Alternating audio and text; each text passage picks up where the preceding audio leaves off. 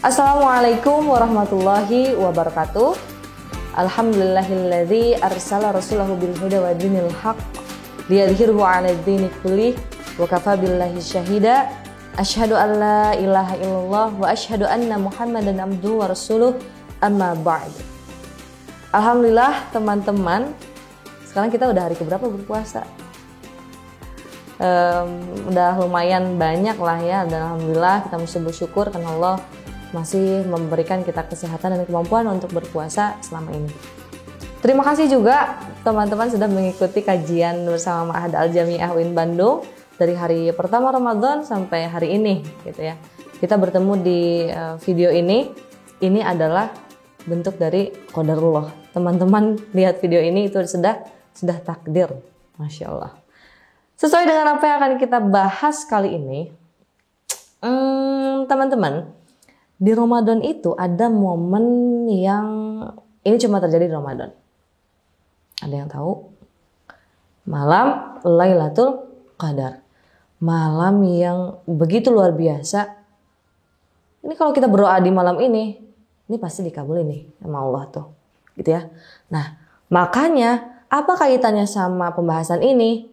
Adalah gimana caranya kita nyuri-nyuri kesempatan di malam Lailatul Qadar ini untuk berdoa untuk apa? Untuk meminta takdir yang baik untuk kita.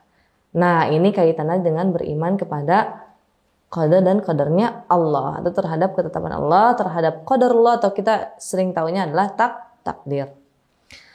Teman-teman silahkan disiapkan dulu mushafnya, kita baca bareng-bareng Quran Surah Ar-Ra'd ayat 39. Video ini bisa di-pause dulu, teman-teman buka Qurannya, mushafnya, Quran Surah Ar-Ra'd ayat 39. Nanti setelah ayatnya ketemu, di-play lagi videonya. Oke, kita mulai. A'udzu billahi minasyaitonir rajim. Bismillahirrahmanirrahim. Yamhullahu ma yasha'u wa yusbit wa 'indahu ummul kitab. Shadaqallahul azim. Teman-teman, kita lihat artinya. Allah menghapuskan apa yang Dia kehendaki dan menetapkan apa yang Dia kehendaki. Dan di sisinya lah terdapat ummul kitab atau lauhul mahfuz. Jadi Allah itu sudah menetapkan, sudah menuliskan takdir kita di mana? Di lauhul mahfuz. Tapi apakah takdir itu bisa dirubah? Gitu kan? Nah, nanti kita akan bahas selanjutnya. Gitu ya. Sebelum kita ke pertanyaan yang tadi, teman-teman kita juga perlu tahu gitu ya, sejauh mana sih takdir itu? Kan ada juga ya beberapa orang, mungkin teman-teman juga menemukan gitu ya, ini mah orang lain gitu ya, bukan teman-teman yang mendengarkan. Udah takdir aku mah sudah begini tuh, aku juga mau begini, udah takdirnya gini gitu ya. Jadi cenderung ke pasrah. Karena takdirnya udah begini gitu. Jadi sekeras apapun aku berusaha ya udah segini takdirnya. Nah, yang dinamakan takdir gitu ya, itu adalah apa yang telah terjadi kepada kita. Qadarullah atau ketetapan Allah, kita bisa katakan ini takdirku itu ketika sesuatu itu sudah terjadi kepada kita. Jadi kalau yang belum terjadi gimana? Itu masih bisa kita usahakan. Kita nggak boleh terlalu pasrah gitu kan ya. Nah, jadi yang dinamakan takdir atau qadarullah itu adalah apa yang sudah kita alami. Baru kita bisa katakan ini takdirnya udah begini gitu. Nah, tapi kalau takdir yang belum terjadi nanti itu masih bisa diusahakan gitu ya. Dan banyak juga yang bilang kalau takdir itu nggak akan pernah salah, nggak akan pernah melesat. Toh ikan di laut ketemu sama kangkung yang di pasar, gitu kan ya. Nah, begitu pun takdir kita.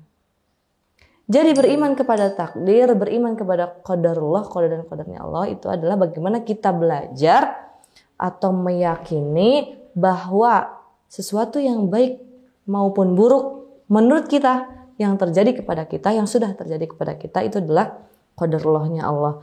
Dan kita juga perlu yakin bahwa suatu saat nanti itu kita akan sampai pada pemahaman bahwa alhamdulillah ternyata inilah apa yang dimaksudkan Allah atas apa yang menimpaku ketika itu.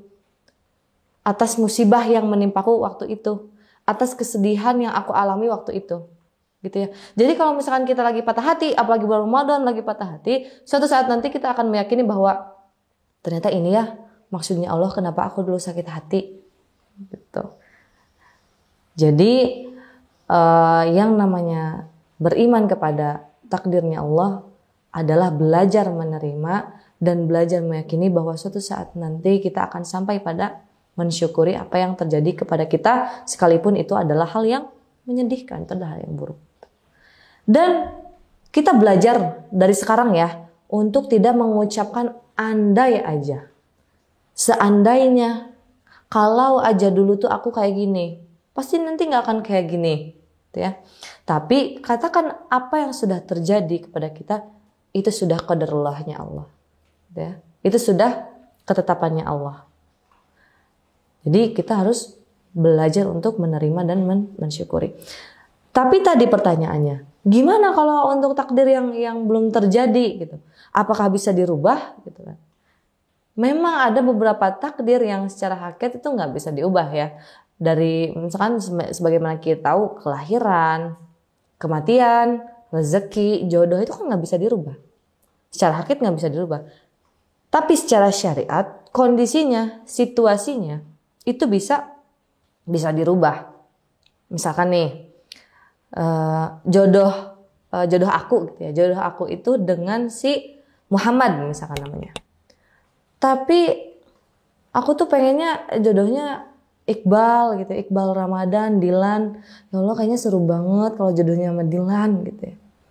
Nah, di malam Lailatul Qadar ini aku berupaya keras untuk berdoa, ya Allah, jodohku pengen Iqbal. Pokoknya kalau jodohnya Iqbal adalah orang lain itu juga aku ya Allah. Gitu, misalkan kayak gitu ya.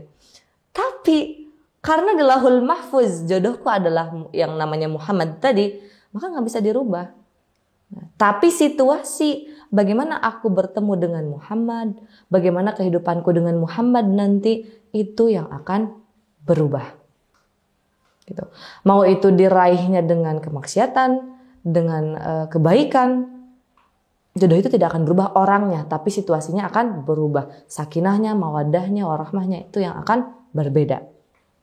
Begitupun misalkan dalam hal rezeki, ternyata rezeki aku itu 300 triliun dalam setahun, misalkan ya.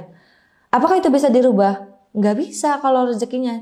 Memang 300 triliun, tok 300 triliun setahun. Tapi aku bakal dapat bonus rezeki lain kalau misalkan aku berdoa, kalau misalkan aku berikhtiar dan bertawakal. Misalkan kita kayak kerja juga di perusahaan gitu misalkan. Gaji sebulan 10 juta. Tapi karena sering lembur, karena ada proyek ini itu banyak gitu ya proyeknya, itu kan bisa dapat bonus. Begitupun dengan rezeki, ya gaji tetap 10 juta. Tapi karena ada tadi lembur, kemudian ada proyek-proyek, akhirnya kita dapat bonus. Begitupun dengan rezeki, begitu ya. Nah, jadi itulah konsep mengubah takdir. Apa yang sudah terjadi kita katakan itu adalah qadarullah, dan apa yang belum terjadi kita bisa ubah, kita bisa usahakan dengan apa? Doa, ikhtiar dan tawakal. Nah, kemudian kita juga jangan ragu atas apa yang belum terjadi ke kita. Kemudian kita udah berdoa, udah berusaha, ini nanti hasilnya mengkhianati usaha nggak ya? Kita harus yakin bahwa Allah akan selalu tepati janjinya. Ini seperti apa yang Allah katakan di Quran surah Ar-Ra'd ayat 60. Fasbir inna wa'dallahi haqqu wa la yastakhifannaka alladzina la yuqinun. Ya. Maka bersabarlah engkau Nabi Muhammad, sesungguhnya janji Allah itu benar. Jadi Allah akan tepatin janjinya, Allah akan mengabulkan doa hambanya, Allah pasti akan mengabulkan doa kita. Tapi ya seringkali atau terkadang ya kita nggak bisa mengartikan bahwa ini adalah jawaban dari doanya kita. Jawaban dari Allah atas doa, atas apa yang kita minta. Karena ya menurut kita suatu hal itu buruk, tapi kan itu baik menurut Allah. Dan tadi kita harus yakin pada suatu saat nanti kita akan berkata, kita akan mensyukuri, alhamdulillah inilah yang dimaksud Allah atas kesedihanku waktu itu. Ya. Nah, kemudian gimana kaitannya di malam Lailatul Qadar? Ini ada doa yang diucapkan ketika itu oleh Umar bin Khattab, gitu ya. Yang bisa kita juga pakai doanya nanti ketika malam Lailatul Qadar. Ini diriwayatkan dari Abu Hakimah Ismah dari Abu Utsman An-Nahdi bahwa Umar bin Khattab radhiyallahu anhu mengucapkan doa ini ketika tawaf di Baitullah sambil beliau itu menangis. Gimana doanya? Catat ya, atau nanti bisa di searching. Bismillahirrahmanirrahim.